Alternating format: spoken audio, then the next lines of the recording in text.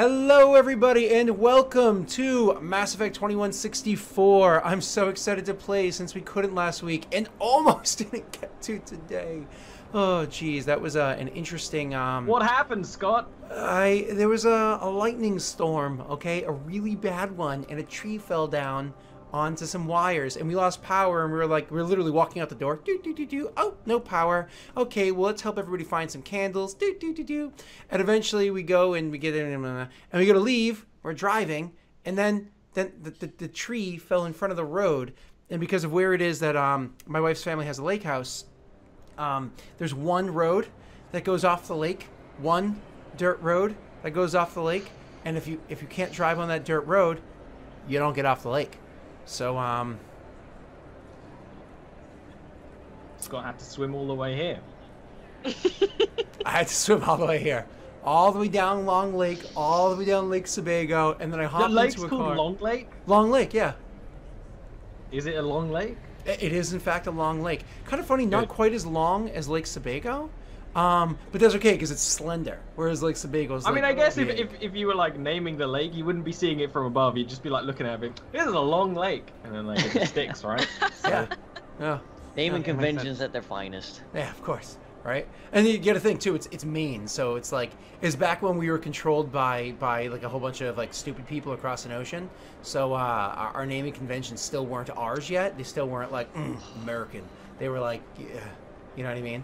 Like, don't get me wrong, we eventually started calling things cool names, like names that are based off of the indigenous people here. But it started off with like, oh, this is New Hampshire, you know, and Boston and stuff like that. So, what's weird about Boston? Is there a Boston in England? I don't think so. I think Boston is Boston. Otherwise it'd be New Boston. I don't even know the origin of the name. Like, was it like originally Boston? I'm gonna Google it while you do the. Okay, yeah, all right, good. So how's everybody's week going? How is everybody's week? Good? Yeah, 2 weeks? Yeah, it's all right, yeah. Yeah? It's been Mass Effectless. Mass Effectless. Yeah. Oh, gotcha. All right, well, okay, well, I suppose we should get right back to the game. I mean... It's named after a Boston in Lincolnshire, Yeah. England. So yeah, it Dean isn't... just said there is a Boston in the UK. There you go. Ah, yeah. Dean knows everything. Yeah. Dean is a smart cookie. Again, everything was just named after, you know, the motherlands before we kicked their ass and sent them home. So anyways, yeah, we last week, 2 weeks ago, last session, when we played Mass Effect, what we did was, you guys had started off in the middle of a combat. Literally started off with Rookie had already taken somebody's head off of his shoulders. It was a pretty amazing shot with her sniper rifle. The other two eventually made their way into the combat as well. You guys made your way around. Rookie got a bunch of amazing shots with her sniper rifle as well as with her handgun. And had somebody close in a melee and was like hacking down at her, and that's when everybody realized, holy shit, melee combat in this game is not very fun. It can be super, super deadly. I suppose maybe if you were the one holding the hatchet, it'd be different, but in that situation, it wasn't very fun. During that same time, Carmine had actually gone and run around the ship as well to go engage in combat, and he was able to shoot a bunch of them, and luckily enough, as well as like killing a whole bunch of people around there and have his own awesome killing moments, he was able to shoot from across the goddamn map a nice single bullet, pop, and just kill the person that was hacking down at Rookie with the machete or whatever he was holding. And then we had Rockwell, who forgot that he's a nerd and is not a warrior, and goes running into the spaceship like, I'm gonna go handle this problem, and engages in a tumbling match with one of the Batarians inside there. Yeah, for the wait, sure. It easily could have not worked. Could have been playing a new character this week if any of those roles went badly. Yeah, well, you actually went and you ran into the ship. You so you ran into the ship. You saw a guy lying on the ground. Pop, killed him. Somebody came running into the ship behind you. You tried to like hack into the computer, learn some stuff. Sadly, nothing there was able to be helpful. But you went inside there. I know. You went inside there, tumbled around with the guy for a little while. Eventually, got some shots off and killed that person too. Had to get out of the ship literally as the door was closing, snapping shut. You jumped out of the ship. Super impressive. That took off. Tried to smash into you guys. You got away, ran all the way back to your shuttle, raced back to the Stalingrad. The Stalingrad traced that ship down for a little while, and then you got into a bit of a dogfight with it. With that dogfight, you were able to eventually defeat it in combat. Not necessarily because your weapons were more powerful than it or anything like that, or your flying was superior to theirs, though you did do an incredible job flying. It was because at one point in time when you go to engage inside the dogfight, he actually goes to pull short to smash into you, and you pull up short, have the noses tip, and then blast the hell out of his belly. And then as engaging in the last dogfight after that, Rookie and Rick, that's Ward and Carmine, and a Private Johnson, hop into the shuttle, land aboard their ship. They have almost no gravity on that ship right now. Land aboard their ship and are able to go and find a couple of Volus, help free them, and then use a bit of a kill switch to take care of the rest of the Batarians. Kill switch, that's the links to the Batarian suits. Now, what happens immediately after that? I imagine after having a quick word with the Volus to get some information from them and letting them know that things are going to be taken, are going to be nice and safe, Ward and Carmine have a quick conversation off to the side wherein they agree to have the Private himself stand there and watch over the Volus to make sure that they're safe, for their safety. Watch over the Volus. Ward herself is going to make her way to the bridge of the ship to go and look around and see what it is that she could find, see how it is that, make sure all the Batarians are in fact dead in there, and kind of snoop around to find out what information she could find there as well. And then I know Carmine had the intention of recording absolutely everything he could find while he was on there. Scanning crates, scanning this, checking out as much information as possible while they're on the ship before they're able to get back onto the Stalingrad itself. So just really quickly for me, please, you're going to be using intelligence on this one as opposed to perception, sorry, as opposed to wisdom. Carmine, could you roll for me 3 perception intelligence checks because you're using your scanner to do so, and I'll get to you in a second, Rookie. Sure thing. Muchas gracias, senor. That's 1. That's 2. Same roll. Interesting. Kind of funny. And that's number 3. You didn't get the triples.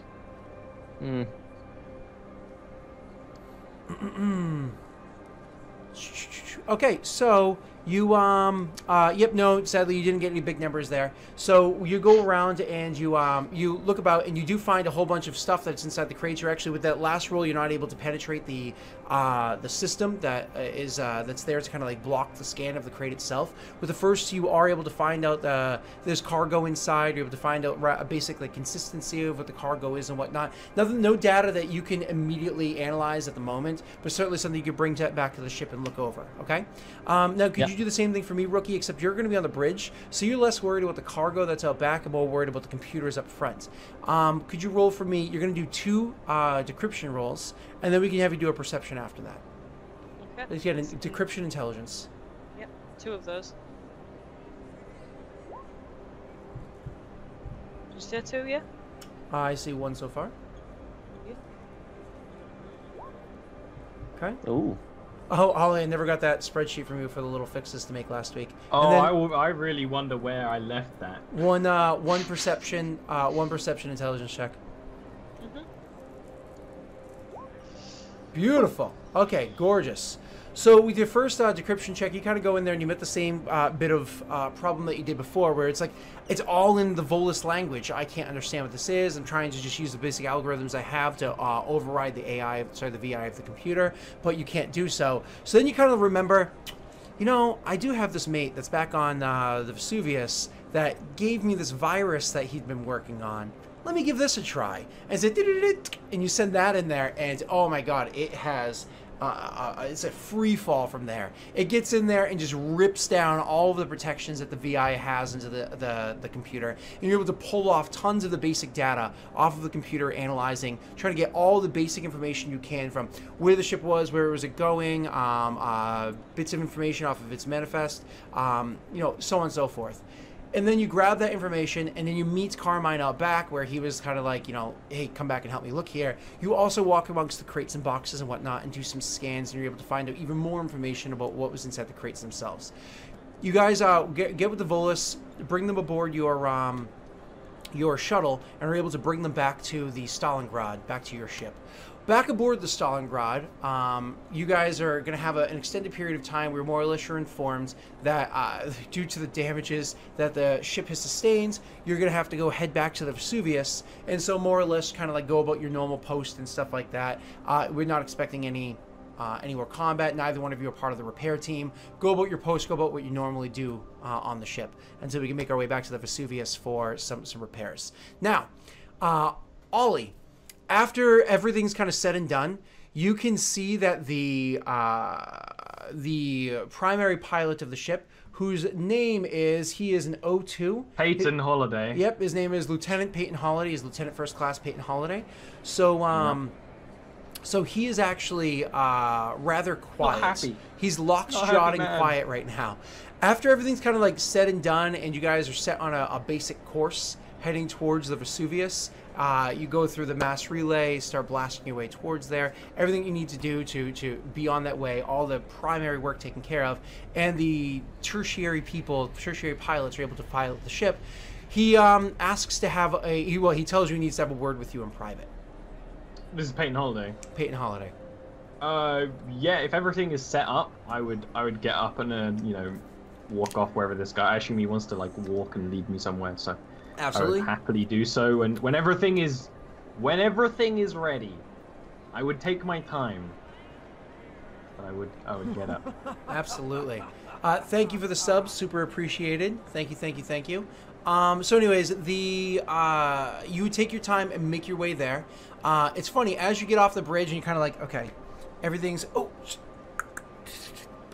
And then as you get up and turn and walk away, you kind of like look about the bridge, and it's one of those things where everybody is averting their eyes from you. Even the captain, it's not like him, it's like the captain's kind of like, as the captain just poignantly looking past you and looking over the scanners, says nothing to you, doesn't look your way or anything. Rockwell does not look awkward. Rockwell is well, I mean, for those of you that have come to learn something of Rockwell in the last two sessions, yeah, he's just confident. There's no doubt in his mind that he did the wrong thing last time, so he's not even troubled by this. He acknowledges it and is probably a little amused by it. He actually maybe is like laughing a little under his breath, which is not a good look, but is very much amused. Okay, so you make your way to the private chamber where he's going to have words with you. So more or less, the captain has his own quarters, but immediately outside the captain's quarters is a bit of a meeting room where everybody's able to get together. The reason why it's positioned in this ship to be immediately outside the captain's quarters, if he needs to be awoken at any point in time whatsoever to have these important meetings, he could just literally walk right outside of his door into the meeting room. Exactly. And if there's ever a meeting that he doesn't necessarily need to be a part of, he wants to walk through it as he walks through here. Remember, this ship was commissioned for him. He had a strong hand in the design of the inside of the ship. So, it's his ship. As you know, he's very much a stand-over-your-shoulder person. So you guys go and meet, sit inside that meeting room, or when you go walking into the room, sometime after he gets there, he is standing there, and you can see that on both walls on either side, there are tons of different displays up of all the different things that had happened, where the ships were, the trajectory of the ships, all these different things, the damage of the ship, all the different blackened areas, redded out areas and whatnot. And so as you walk in, the door doesn't even have the opportunity to snap shut behind you, and he's like, God fucking damn it, Rockwell! You need to explain yourself! And he just rips into you. And it's literally like, you don't even have a moment to speak for the first 3 or 4 minutes of him just like purple-faced and screaming at you of everything that's going on here. It's like, you see this damage right here? Do you have any idea how many billions of credits it's going to take to fix this over here? And look at this. Why would you ever take the command from my console? And he's going off, like completely loses all professionalism and just... While I'm doing that, I go over to one of the screens that's showing something that is important but not necessarily important for the conversation. I put up a display of the enemy ship, and I wait for him to slow down before I start to speak, and I kind of point at the enemy, the front of the enemy ship. Mm-hmm. Like, this shape is a spear. I knew their enemy craft was fond of ramming. They tried to ram us when we were nothing but infantry. They were going to ram us. I saw it. No one else did. Our ship is a flat piece of paper. They are a spear. They would have gone through the middle of the ship if we were to follow your coordinates. So I took command and lessened the damage to the ship. Do I need to run simulations what would have happened otherwise? Roll for me a, what is it called, talk? Or is it persuasion? It's Or- talk in this one. Talk? Okay. It's talk, command, connect. There's a Yeah, lot. roll for me a talk charisma check, please. Straightforward. Coolio. Rockwell's snapping some fingers right now. Okay, so you have your talk check, and so you say everything you can to the best of your ability, trying to like make using the illustrations beside you. You make your argument with him, and he will very, very locked jawed let you finish your argument the entire time. You can tell he's grinding his teeth, and it's kind of like he's so angry. There's clearly some sort of pulsing in his head, and he's barely listening to what you're saying. And when he's done, he goes, "Your concerns were noted at the beginning of the mission. You had already stated this. This is why I am your superior officer. This is why I have a higher level of competency when it comes to flying a ship. This is why you sit beneath me. I was aware of this and could have avoided it, Rockwell. You are to be detained to your chambers until such a time that we get our way to the Vesuvius, and you can speak to the admirals then." Oh, she... If that's Did you hear what me, Rockwell? want. You are grounded. If that's what you want, Peyton. And I'll just turn and leave. As you go to turn and leave, he says, "Officer on deck!"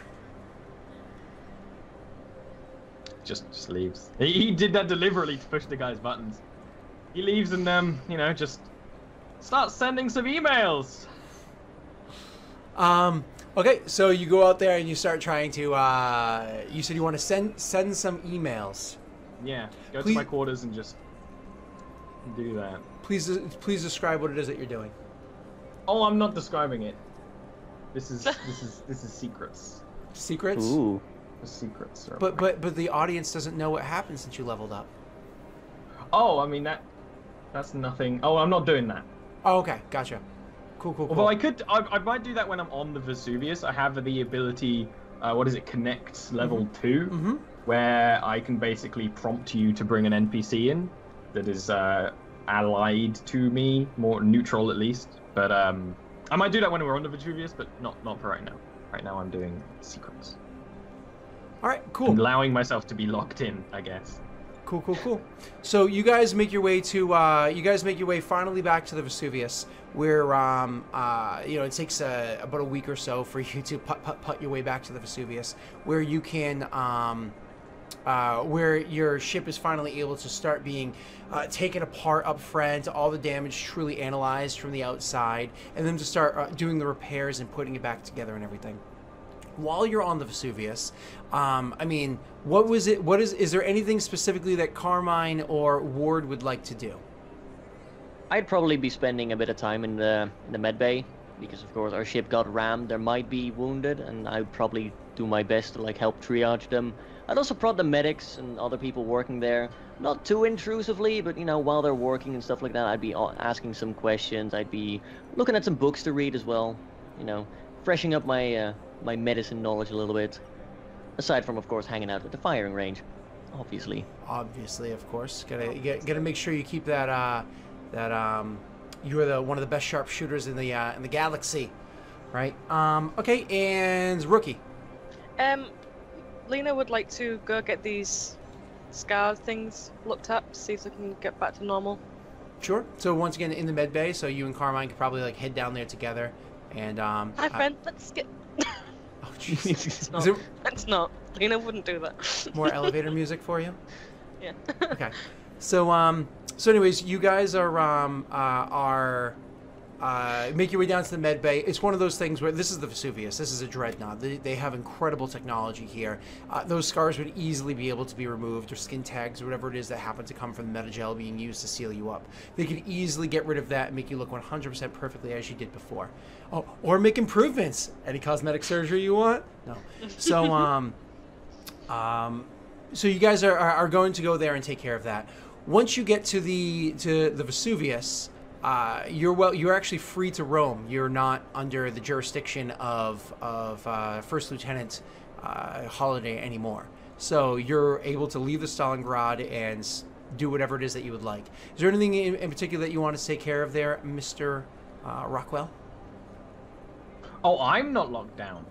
Yeah, I would be making a simulation of what happens if the Vola ship actually hit the middle of our ship. Mm-hmm. That would be what I would be doing. And if I am on the Vesuvius, I would use a more powerful computer to do it, clearly. Gotcha. So I would not hide what I'm doing at this point. So you would have been kind of like getting all that programming done in your room, like with your own private and then I'm console or going whatever. to render it on a bigger computer, basically. Like now I'm actually going to be putting on the hollow, thing. Okay, cool. So do me a favor, actually, because I want that to look beautiful. Because you have so much time to do it, because you're literally like you're grounded, is what he said. Which was kind of corny, because he locked you into your chamber. He locked you into your room for so long. You're gonna get a +2 on the roll, which is, again, an extended period of time. A +2 on the roll. Do me a program check. What is that called? An electronics check, and it's an intelligence electronics. Cool. If this goes wrong, then Rockwell was actually wrong, for the record, because that's the only way a roll this good could go wrong. So. Oh no, never mind. That's me being an idiot. You rolled +2, didn't you? You did the plus, didn't you? Look, it just more logical in my brain. Okay, so you have a 9. I am going to remind you your character's ability once per scene. Oh, is 9 not good? I never remember if 9's good or not. No, 9 is good. 9 is definitely good. But you get to, unlike say with D&D where you have to take the second result or whatever. Yeah, you can choose. You can choose. So you're welcome to use this as once per scene. But before you choose whether or not you're going to do that, I will tell you that this scene is going to include all of the prep work getting there. Of getting to the meeting. The meeting will be a separate scene. A scene is an indiscriminate period of time set by the GM. Separate scene, then yeah, I absolutely will reroll that. Okay. I know the whole description of a scene is deliberately vague, yeah. Vague. But I'm gonna have you make another roll after this. That's why. Ooh, it's double number. A 10. There you go. I mean, you might as well take the extra one. Absolutely, it's another tier of success. Beautiful, beautiful, Ollie. All right, so the other thing I want you to do is after you're kind of done doing that rendering, I imagine you have a speech that you're going to prepare in advance to do this because you're going to be speaking before a few admirals. Now, this isn't the Admiralty board of like the Quarians. It's just admirals in general. So you are going to prepare a speech. And because you're preparing it, you can actually do a talk check with intelligence or wisdom as opposed to charisma to prep it, to deliver as charisma. That's interesting. Mm-hmm. Okay. It's the same roll either way. But am I prepping the speech or doing you're welcome? You're welcome to prep a speech. Yep. You're just not going to be able to re-roll if you roll poorly. All right. Cool. Might as well do intelligence just for the sake of it, because he's going to be a snarky bastard, right? That's the point. So. And your total is 10. A 10. Beautiful. So because you got that 10, that's going to give you, when you're actually delivering the speech, you're going to get an additional +1 for that charisma check to deliver it. And so we're going to fast forward to when it is that it's going to be after you get to the ship. You find out that you're going to report the next morning at 0800. You're going to be reporting the next morning to the admirals to speak before them.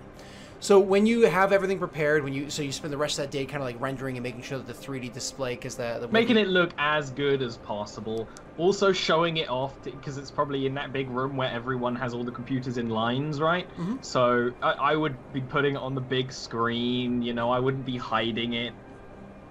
Well, the cool thing, because of the fact that it is a 3D model, because you're dealing with, you're actually going to be inside one of the hollow rooms working on it. It's going to be very apparent. And then where you're going to be speaking with the admirals, they have their own large hollow area for their own meetings, for like, say, when one of the other commanding officers steps forward to speak to them on the holograms. All right, so anyways, you go and you speak to, when you finally walk into the room to speak to the admirals, when you're walking in there, you can see that there are immediately when you walk in, it is a large, wide chamber. It's large because it can fit a considerable number of people inside here. On the desk in front of you, it's a rolling desk, like what you would see in, say, like a Congress chamber or something like that, is there are 7 seats that are before you, but only the center 3 are actually being sat in. Out of the 3 people that are up there, you can tell that all 3 of them are rear admirals, which are, I believe, 8s or something like that. So they are pretty high up there. Yeah, big bosses. Yeah. They're pretty high up there, but they're not like, oh my god, these are like the highest members. Let me just check really quickly. They're not in charge of the entire alliance. They're O7s. They are definitely my boss. They're O7s that are up there. So technically, they're just Sweet. one rank above a captain. Okay. Yeah. So there are 3 rear admirals that are up there, but also kind of sort of a surprise is because the chambers are otherwise empty with the 3 up there, but also sitting far off to the left in a different chair that's off to the left, is the captain, is Captain Daxton, your captain. Oh, okay. And he's dressed completely in his dress uniform, as I imagine you are as well. Yes. And I'd actually be showing a lot more respect here than I would have on the ship. Of course. So he's in his dress uniform, and when you come walking in, he actually will stand up as you walk in and allow you to cross the room. You're just an E4, so you're nobody. But he shows the respect of you walking in to go stand before the admirals. So when you stand before them, the Center Admiral, he goes...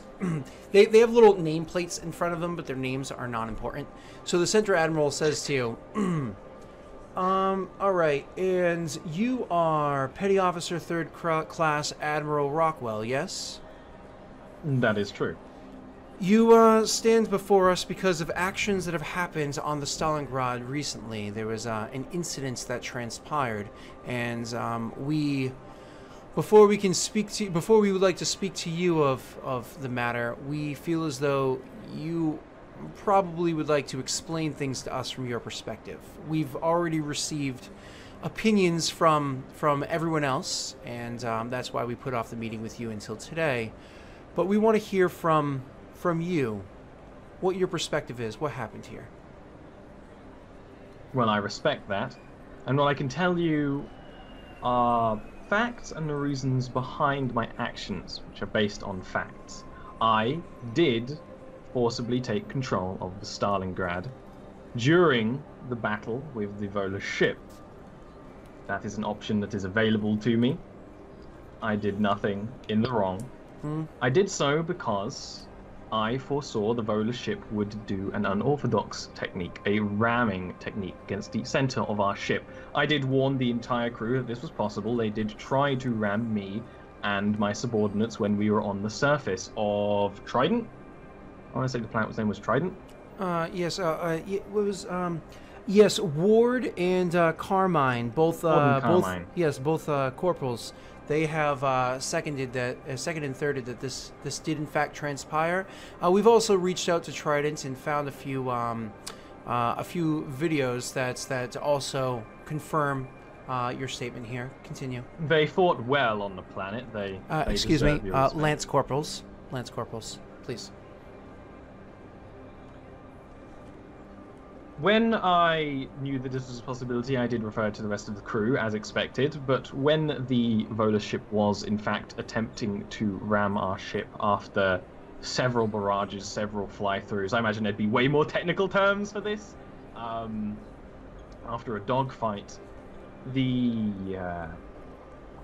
what's his name? Holiday?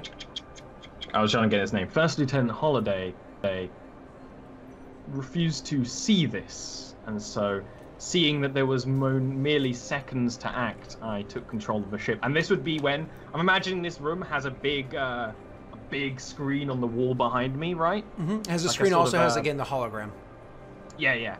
I would then the simulation of what would have happened, what happened and what would have happened. I would have run those simulations at the same time in relative slow motion, but you know, this is space scale, so you don't really, slow motion isn't really necessary. Yeah, I would show that, and then I would just go quiet and I would just watch it, and that would actually be sort of the finisher to my speech, is the evidence. Gotcha. Right? Then what I want you to do is make me that charisma check with the +1 that we discussed. Great. Let me find where I need to do that on the sheet.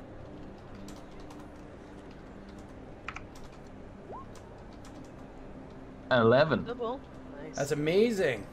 That is amazing. So an 11. So you kind of give the rest of the speech, and how do you want to? So you give the rest of the details, or whatever. I understand, like your character, your character knows you don't necessarily know all the technical terms. As you're going through this with a prepared speech that you had done, could you do me a favor and could you tell me the how you want to finish it off with them? Just like, this is the evidence. Like If after you give all the evidence and everything. So yeah, no, so. I'd like, this is the evidence. If you wish to punish me, I will not question your judgment. But I did what was needed to save the crew. And if this option is not meant to be used, why allow lower class pilots to have the option? They're merely going to be punished for. Thank you very much. If you would just give us a few moments to discuss the information that you put before us, we would appreciate the patience. Thank you. And they like click off their microphones, and then they kind of like lean over and they're having a conversation with